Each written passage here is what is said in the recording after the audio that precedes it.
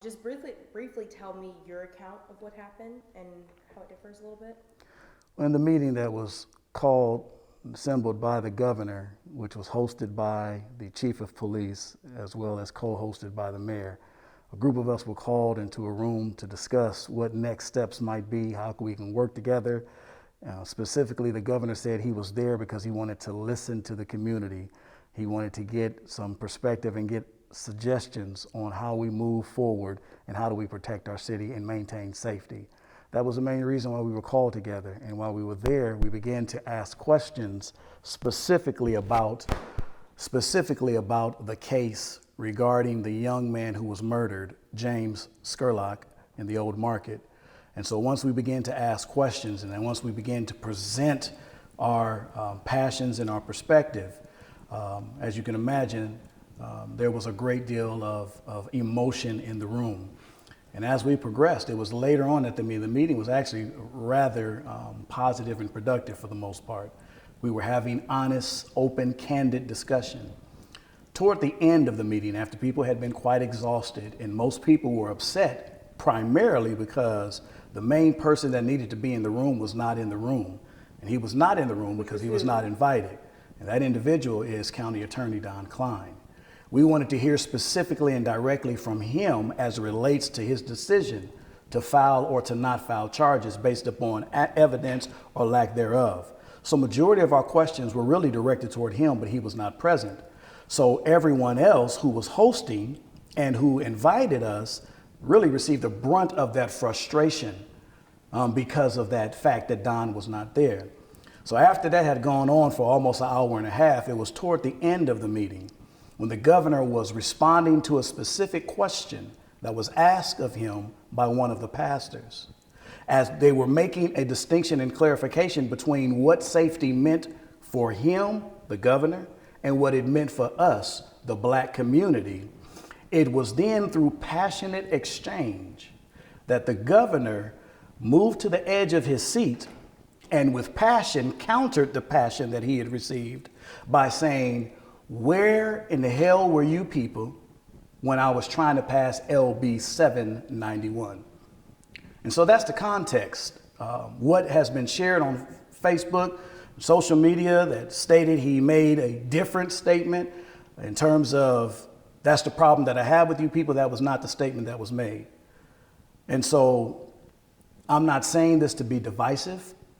I'm not saying this because we are divided in terms of pastors and what one pastor said and what I'm now saying. I'm saying this because right is right and wrong is wrong. And for clarity and context, that which many have seen is not what was said and is not what happened. Some left and some stayed. Some left for different reasons. Not everyone left because they were upset with the governor's statement. Some were. Some left because they were tired and felt as though the conversation had digressed and was no longer moving in the right direction. Some left because they said, I've gotten all the information I need. We've gotten our marching orders and we know what we need to do next. So many people left for many different reasons. A handful of us stayed. I stayed because I was there for resolve and solution. I wanted justice. And my skin is thick enough that such a statement, is not going to bother me. As a matter of fact, I'm a person that will go directly to that individual and hold them accountable. And that's exactly what I did. So after the meeting ended officially, I went directly to the governor. After having spoken to the police chief about other matters and the mayor, I went to the governor and I told the governor, I said, "Governor, let me explain to you why your statement was offensive." And he immediately started shaking his head saying, "I know, I messed up. Poor choice of words." And I said, "But let me explain to you the passion behind all this. Anytime a non-African American person leads off or includes the statement in the phrase, 'you people,' it is very offensive because it is segmenting and classifying a group of people. And it's synonymous with the N-word and other negative, language and so on and so forth." And he received that feedback and he said, "I apologize. That was not my intent."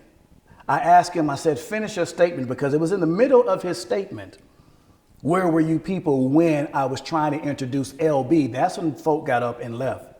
I asked him to finish his statement for clarity and understanding.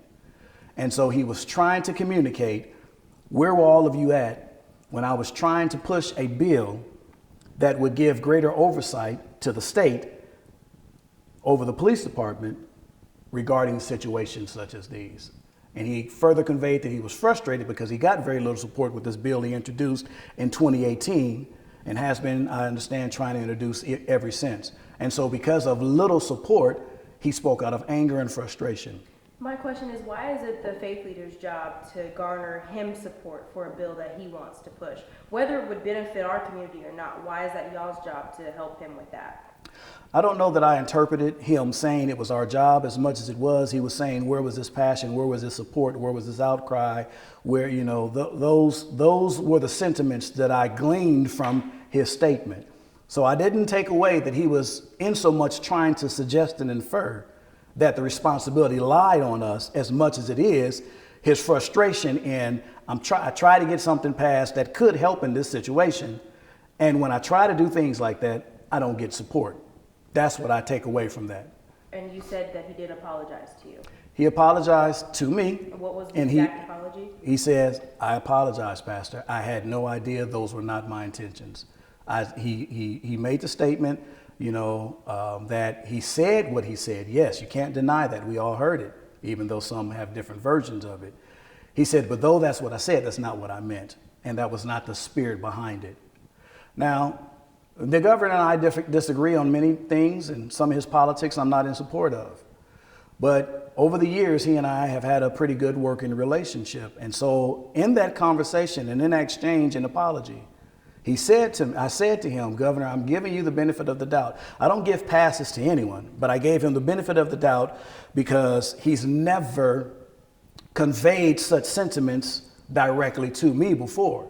Now we can exegete and interpret his politics and come to a conclusion and say he meant what he said, even though he didn't say it the way that he said it.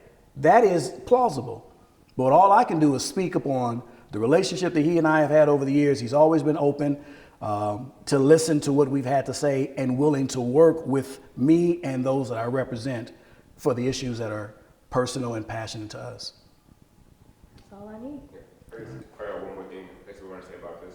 So with the context of what happened up there, like multiple people getting two different things out of that one conversation. Do you think that it might be both things are true at the same time? You as a person with a good, I guess, back and forth conversation. Yeah, like a working relationship with the governor. You giving him the benefit of the doubt because you know and you had past and prior situations with him where he has shown you that he's not a person who would say that to you. But the pastor we just spoke to is newer to Omaha and that he does not know maybe all of the governor. So do you think that both things could be true, that to you, he did not mean that, but to other black male and people who hear that, you people, it does give them that feeling that, hey, what do you, but do you not understand the power behind those words? Right. Absolutely. I mean, perspective is reality. You know, some people's reality. And so, you know, the other pastor's perspective is his perspective in terms of what he walked away with interpreting what was said. But that is a very distinct difference between you interpreting what he said and you misquoting what he said. And what was communicated in that short Facebook post live that has gone viral was a misrepresentation, a mischaracterization of his exact words. I have no problem, because I have a working relationship, I have no problem with holding him accountable. That's why I did. So once again, while yet I give the benefit of the doubt, I give no passes. So what he actually said is not what he's being slammed for, but that phrase, you people, that in and of itself is enough. Then I guess lastly, what are you saying has been misrepresented by that video and by what people are saying? The video stated that the governor said, the problem that I have with you people. And that's not the statement that the governor made. The governor made the statement. I and several others sat right there and heard him. I paid attention. I'm looking dead at him. I noticed his body movement, language, and all of that leading up to the statement. He said passionately, where the hell were you people when I was trying to pass LB, and he was cut off at that moment. He later completed the sentence with me. So that's the statement that he made. And that's the only thing that I'm speaking to. My Facebook post was not to be divisive. It was not to contradict fellow colleague and pastor of mine. It was simply to set the record straight, because I saw people becoming riotous, angry, and no telling what was going to happen. We already have the climate of George Floyd. We already have the climate of James Scurlock being murdered and no charges being filed. To then add to that a misquote from our top leader, the climate was there for rioting and so on and so forth. And my intent was to prevent that from happening by making certain that there was clarity. Thank you.